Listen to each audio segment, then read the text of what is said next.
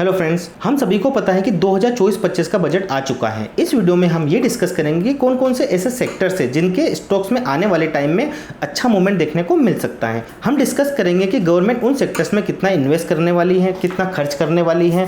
तो एक एक करके यहाँ पे हम सेक्टर्स वाइज और उनके स्टॉक्स वाइज डिस्कस करेंगे। जो यहाँ पे मैंने तीसरा चौथा सेक्टर बताया हुआ है, उस सेक्टर्स में आने वाले टाइम में हमें अच्छी रैली देखने को मिल सकती है। दोस्तों, ये 5 सेक्टर ही हमने क्यों सिलेक्ट करे हैं? तो इसका सबसे बड़ा कारण है गवर्नमेंट स्पेंडिंग, यानी सरकार द्वारा इन पर किया जाने वाला खर्चा। ऐसे जो सबसे पहला सेक्टर है वो है डिफेंस सेक्टर। डिफेंस सेक्टर के लिए सरकार ने 4.54 लाख करोड़ रुपए एलोकेट किए हैं और उम्मीद है इससे हमारे डिफेंस सेक्टर इंफ्रास्ट्रक्चर मजबूत होगा और इसका रिजल्ट हमें डिफेंस सेक्टर के स्टॉक्स में अच्छे मूवमेंट के फॉर्म में दिख सकता है। इसमें हमारा main focus government owned defence stocks पर रहेगा। तो दोस्तों, अगर मैं डिफेंस सेक्टर स्टॉक्स की बात करूं तो जो सबसे बड़ा है यहाँ पे वो है HAL, हिंदुस्तान एरोनॉटिक्स लिमिटेड। काफी टाइम से ये बहुत चर्चा में है, काफी टाइम से लोग इस पे इन्वेस्ट भी कर रहे हैं, काफी पैसा इस पे इन्वेस्ट भी किया हुआ है। हमें उनको देखकर यहाँ पे इन्वेस्ट नहीं करना है, हमें यहाँ पे क्या उसका टेक्निकल एनालिसिस करिए, टेक्निकल एनालिसिस के द्वारा ही उस पे वहाँ पे इन्वेस्ट करिए, क्योंकि वो हमें बता पाएगा कि हमें एक्चुअल बाइंग वहाँ पे कहाँ करनी चाहिए। दूसरा स्टॉक है BEL, भारत इलेक्ट्रॉनिक्स लिमिटेड। ये भी एक अच्छा स्टॉक है डिफेंस सेक्टर का। तीसरा है पारस डिफेंस एंड स्पेस टेक्नोलॉजी। तो ये 3 जो मैंने स्टॉक्स बताए हुए हैं, इस पे आप टेक्निकल एनालिसिस जरूर करिए और उसको देख के यहाँ पे आप इन्वेस्ट करिए।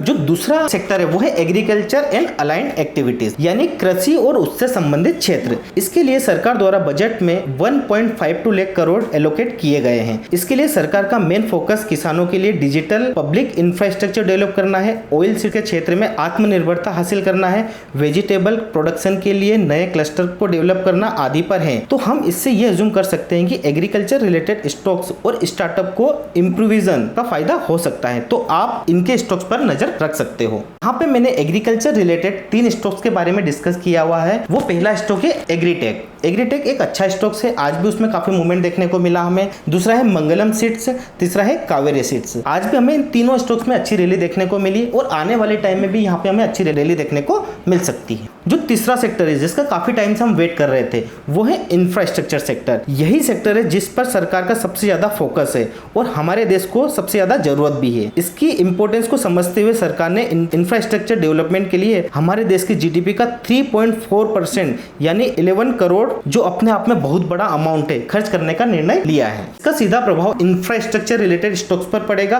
और उम्मीद है कि वह इससे काफी पॉजिटिव इंपैक्ट कर सकते हैं। काफी टाइम से हम देख रहे हैं कि इंफ्रास्ट्रक्चर के स्टॉक काफी टाइम से मूवमेंट दे चुके हैं और यहाँ पे भी हमें आने वाले टाइम में भी एक अच्छी रैली देखने को मिल सकती है। इसीलिए मैं काफी टाइम से मैं टेक्निकल एनालिसिस की इसलिए बात कर रहा हूँ कि हमें स्टॉक्स तो हमें पता होता है कि कौन कौन से स्टॉक्स हैं, पर हमें स्टॉक्स का टेक्निकल एनालिसिस करना चाहिए, उसके साथ ही हमें उन स्टॉक्स में इन्वेस्ट करना चाहिए। तो इंफ्रास्ट्रक्चर से रिलेटेड जो स्टॉक्स है वो है लार्सन एंड टर्बो LNT, दूसरा है आर्कोन इंटरनेशनल, तीसरा है NBCC इंडिया लिमिटेड, चौथा है NCC। तो ये 4 स्टॉक्स मैंने यहाँ पे डिस्कस किए हुए हैं इंफ्रास्ट्रक्चर से रिलेटेड। तो आने वाले टाइम में भी हमें यहाँ से अच्छी रैली देखने को मिल सकती है। चौथा जो सेक्टर है वो है एनर्जी। इस पे भी सरकार का main focus clean energy sources पर है। इसके लिए सरकार ने लगभग 19,100 करोड़ रुपए एलोकेट किए हैं, जो ये बताती है कि फ्यूचर में रिन्यूएबल एनर्जी से रिलेटेड स्टॉक अच्छा परफॉर्म कर सकते हैं। तो यहाँ पे आप रिन्यूएबल एनर्जी और एनर्जी से रिलेटेड स्टॉक्स पर नजर रखिए। यहाँ पे डिस्कस करने वाला हूँ कि ऐसे कौन कौन से रिन्यूएबल एनर्जी और एनर्जी से रिलेटेड स्टॉक्स है।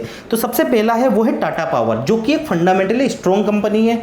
उस पर भी आप टेक्निकल एनालिसिस करिए और उसके थ्रू ही वहां पे आप इन्वेस्ट कर सकते हो। दूसरा है NHPC, तीसरा है अडानी पावर और चौथा है वो है रिलायंस। रिलायंस भी काफी अच्छी कंपनी है, फंडामेंटली स्ट्रॉन्ग कंपनी है। उसका भी आप चार्ट देखिए, टेक्निकल एनालिसिस करिए, उसमें भी आप लॉन्ग टर्म तक इन्वेस्ट कर सकते हैं। पांचवा और सबसे लास्ट है वो है MSME, micro small and medium enterprises. 2024 के बजट में सरकार का MSME सेक्टर पर काफी फोकस रहा और सरकार द्वारा इस सेक्टर्स के लिए कई अनाउंसमेंट किए गए, जिनका कारण है कि इन सेक्टर्स में एम्प्लॉयमेंट का ज्यादा पोटेंशियल होना। तो दोस्तों, आपको उन स्टॉक्स पर थोड़ी रिसर्च करनी पड़ेगी, क्योंकि ये थोड़ा सा ऐसा सेक्टर है जहां पे हमें छोटी छोटी कंपनी देखनी पड़ेगी, उनका फंडामेंटल देखना पड़ेगा, उनका P&L देखना पड़ेगा, प्रॉफिट एंड लॉस स्टेटमेंट। उसके साथ ही हम आने वाले टाइम में इससे रिलेटेड एक वीडियोस बनाएंगे जिसमें इससे रिलेटेड स्टॉक्स के बारे में बताएंगे कि आने वाले टाइम में कौन कौन से मल्टीबैगर बन सकते हैं। तो अगर आपको ये जानना है कि कौन कौन से स्टॉक्स है जो आने वाले टाइम में मल्टीबैगर बन सकते हैं, तो उसके लिए आप हमारे चैनल को सब्सक्राइब जरूर कर लीजिए, ताकि आने वाले टाइम में जो भी वीडियोस हम अपलोड करेंगे उसकी नोटिफिकेशन आपको मिलती रहे। अगर वीडियो पसंद आया है दोस्तों तो इसको लाइक करें, शेयर करें और सब्सक्राइब जरूर करिए। Thank you so much.